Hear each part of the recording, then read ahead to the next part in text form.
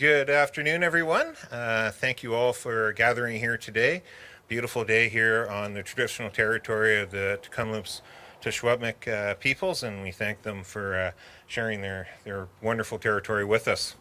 My name is Peter Millibar, the MLA for Kamloops North Thompson, and I'm joined here today with my good friend and colleague from Kamloops South Thompson, Todd Stone, no stranger to everyone, I'm sure. And of course, our leader, Andrew Wilkinson, who has come to Kamloops today for a very exciting announcement that will have very profound effects locally, but also some far-reaching provincial implications as well. So with no further ado, I will turn it over to the leader of the BC Liberal Party, Andrew Wilkinson. Thanks, Peter. So thanks for coming, everybody. And of course, it's a beautiful day here in the interior. Just came up from Merritt, where it was just as nice as it is here. And it's great to be back in my hometown of Kamloops.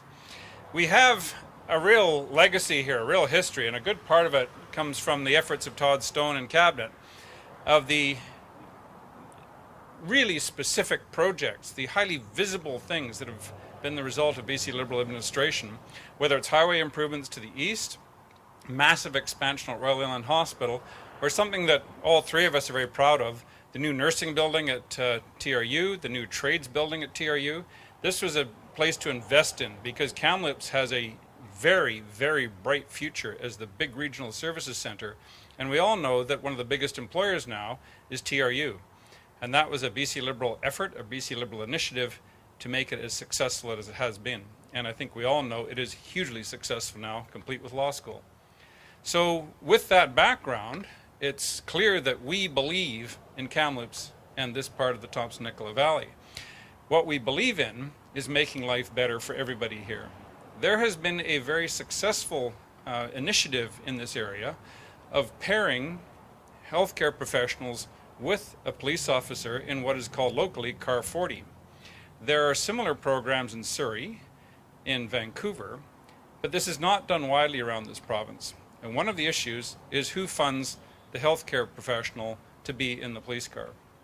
And to answer that question, I'm pleased and proud to say that through the suggestion of Peter Millibar and Todd Stone, one of the things that we'll be putting forward in the platform for this election is that role should be funded by Interior Health here in Kamloops so the Car 40 service can continue to be successful, continue to be a model for mental health care combined with public safety throughout British Columbia.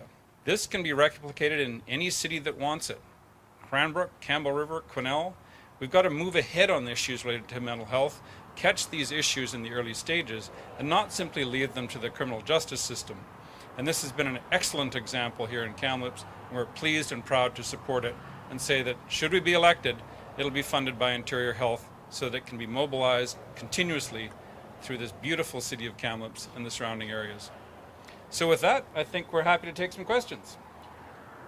With that, Andrew, obviously local governments and local leaders and the RCMP have been in favor of expanding the Car 40 service. It only runs 10 days a week, Tuesday to Friday. So with what you're proposing, I suppose you're proposing an expansion from the one car that operates in those hours? Our goal, as I understand it, and you folks may have a better handle on the budget than I do, is about $250,000 a year to fund this problem on an ongoing basis.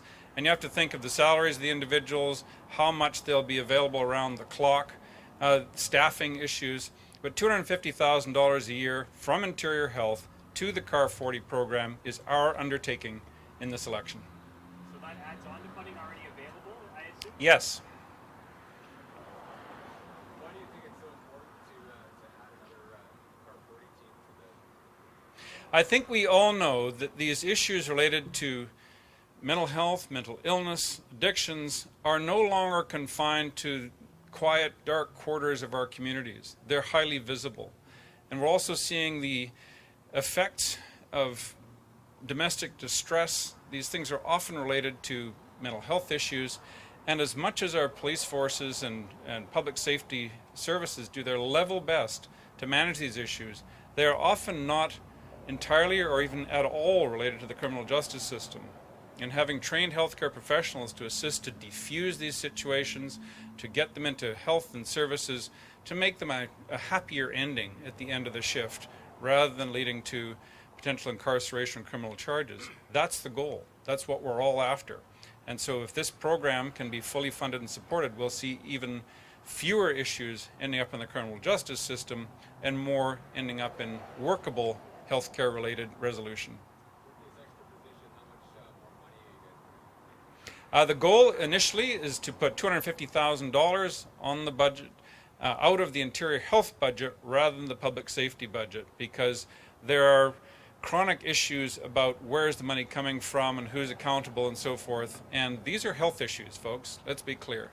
I was a medical doctor in earlier years, and you treat health issues as health issues, and the province is responsible for health care. And that's why we are undertaking to put $250,000 from the interior health budget into the CAR 40 program in Kamloops for better outcomes for everybody. Andrew, with that much money coming from interior health, obviously budgets get stretched. How do you intend to find that money in their budget to fund this, aside from the share of? Well, the Ministry of Health in this province now goes through about $23 billion a year. If you do the arithmetic, that's about $2.5 million an hour. That's about $40,000 a minute. And so out of that budget, we think this is enough of a priority that $250,000 could be found. And if it becomes a crunch and a pressure on budgets, then it needs to be addressed in an increased health budget. And if this ends up being a program that is widespread around British Columbia because of cities requesting it, then that's an appropriate thing to augment the health budget with. Obviously, this is something that involves a RCMP officer, and RCMP are more often in Kamloops than I'm sure it's the same in a lot of other places, dealing with social issues. We've just seen the bylaw department in Kamloops on the local government level rebranded to try and take pressure off RCMP in this community. Just in your opinion, Andrew, how complicated is the job for RCMP officer in today's age when we think about social issues in our community? Exactly. And, you know, we all drive past those white RCMP vehicles in Merritt. You know, it's a small detachment. You see them in the highway patrol. You see them in rural areas. And you think, what an enormous task this is. And what a big role they take on in communities.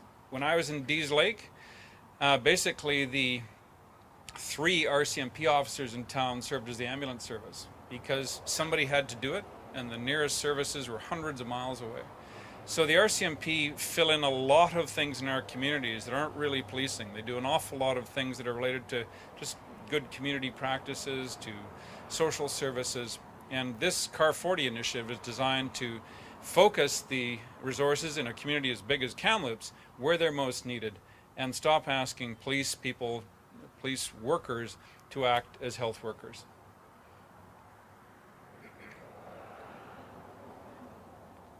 So everybody's enjoying the weather, I hope. I'm trying to figure out where the cold drinks are from here on, but I didn't think on October 2nd I'd be looking for something cold to drink at 4 o'clock in the afternoon.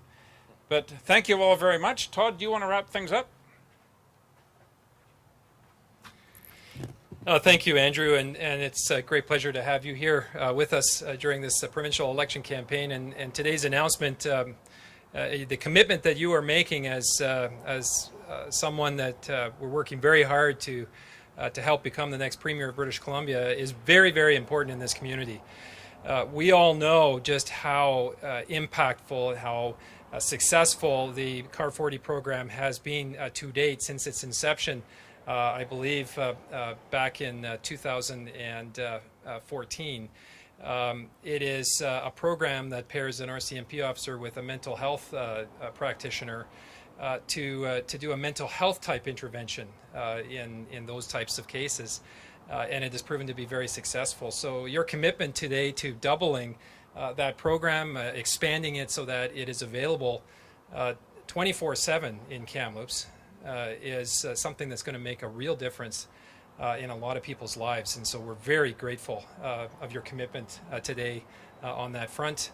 And sure, I look forward to winning this election and putting this measure in place as one of a series of investments that I think British Columbians will see very soon on the mental health and addiction and recovery front. So thank you very much, Andrew, and thanks everyone for coming out today. Thank you both.